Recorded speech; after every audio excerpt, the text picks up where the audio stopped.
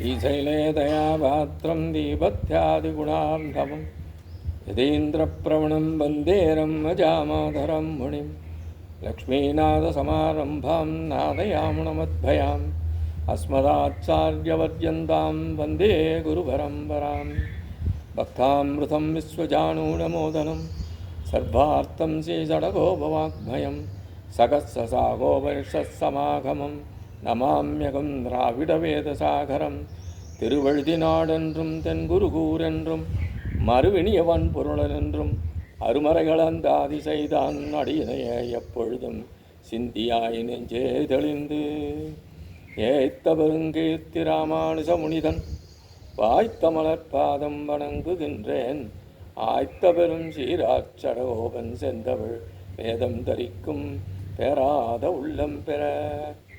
எம்பெருமான் திருவருளாலே ஆச்சாரியன் அனுக்கிரகத்தாலே நம்மாழ்வார் அருளிச் செய்த திருவாய்மொழியினை நாம் பல நாட்களாக அனுபவித்து வருகிறோம். இன்று நாம் காண இருப்பது முதலாம் பத்து 9ஆம் பதிகம் 6ஆம் பாசுரம். மாயனன் நெஞ்சின் உள்ளான் மற்றும் அவர்க்கு ஆகுத காயமும் சீவனும் தானே ஆளும் வெளியும் அவனே சேயன் அணியன் எவர்க்கும் சிந்தைக்கும் கோசரமல்லன் தூயன் துயமக்கண் அயக்கன் என்னுடைய தோழினானே. மாயன் என் நெஞ்சில் உள்ளான் மற்றும் எவர்க்கும் அகுதே காயமும் சிவனும் தானே காலும் எரியும் அவனே சேயன் அணியன் எவர்க்கும் சிந்தைக்கும் கோசரம் அல்லன் தூயன் துயக்கன் மயக்கன் என்னுடைய தோளிடையானே என்று ஆழ்வார் இங்கே அருளிச் செய்துள்ளார். மாயன் ஆச்சரியபூதனான எம்பெருமான் என் நெஞ்சில் உள்ளான். எங்கே இருக்கின்றான்? என் இதயத்திலே இருக்கின்றான். மற்றும் எவர்க்கும் வேறு யாருக்கானும் அகுதே அப்படி இருப்பதுண்டோ? இல்லையே.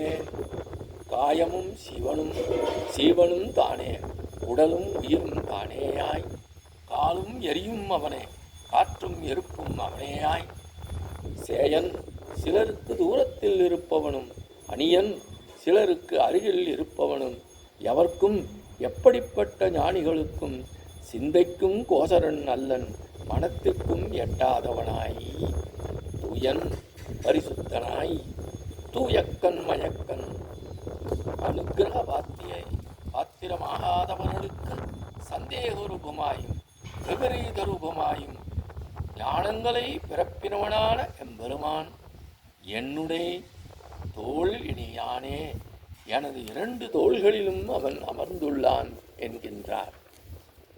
இந்த பாசுரத்திலே அனுகூலர்க்கு எப்படிப்பட்டவன், அவற்றை விரும்பாதவர்களுக்கு எப்படிப்பட்டவன் என்றெல்லாம் ஆழ்வார் வெகு தெளிவாக அருளிச் செய்துள்ளார். அனுகூலர்க்கு எளியனாய் பிரதிகூலர்க்கு அரியவனாய் இருக்கின்ற எம்பெருமான் என் நெஞ்சத்தில் இருந்து தோளினைக்கு ஏறிவிட்டான் என்கின்றார் இப்பாடலே. கடந்த பாசுரத்திலே என் நெஞ்சில் உள்ளான் என்றார். இப்பொழுது தன்னுடைய நெஞ்சிலிருந்து தன்னுடைய சிரசிற்கு ஏறிவிட்டான் என்கின்றார், தோளிற்கு ஏறிவிட்டான் என்கின்றார் ஆழ்வார். ஆச்சாரிய பூதனான எம்பெருமான் என் இதயத்தில் விற்றிருக்கிறான். இப்படிப்பட்ட வேறு எவர்க்கும் கிடைத்துண்டோ? இல்லையே. எனக்கு இப்போது அது அசாதாரணம் என்கின்றார். ஆனால் எல்லோருடைய உடலிலும் உயிரிலும் அவன் உரைகின்றான் நன்றோ? காற்று தீ போன்ற 5 பூதங்களையும் இயக்குபவனாயும் அவற்றுள்ளேயே உறைபவனாகவும் எம்பெருமான் இருக்கின்றான். அவனை தன் முயற்சியாலே கண்டுவிடலாம் என்று அகங்காரம் கொண்டிருப்பவர்களுக்கு எட்டாத தூரத்திலே இருப்பவன் என்றோ அவன். யசோதை போன்று உள்ளன்பு கொண்டிருப்பவர்களுக்கு கிட்டத்திலும் கட்டவும் அடிக்கும்படியாக மிகவும் அருகிலே இருக்கும் எளிய தன்மை படைத்தவன் என்றாலும் ஞானியர்களுக்கு எளிதில் கிட்டுபவன் அல்லன்.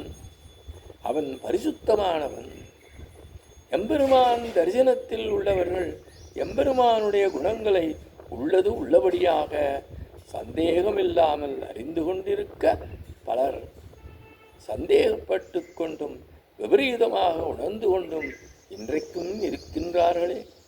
இங்கனம் சிலரை வாழ்வித்து சிலரை விபரிய ஞானங்களால் மாய்ப்பவன் என்கின்றார். அதாவது ஒரு பக்கம் சந்தேகம் என்னும் துயரை தந்து, மறுபக்கம் அவனே தஞ்சம் அடையும்படி செய்யும் மயக்கும் குணம் படைத்தவனன்றோ எம்பெருமான் என்கின்றார் ஆழ்வார். அதற்கு காரணம் அவரவர்கள் கர்மமே என்று எம்பெருமானுக்கு எந்த ஒரு குறையும் என்றில்லை. குறையொன்றும் இல்லாதவனன்றோ அவன்.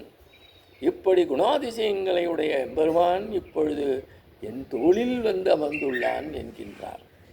அவன் தன்னை தன் முயற்சியாலே காண விழைபவர்களுக்கு எட்டாத தூரத்திலே உள்ளவன் என்கின்றார்.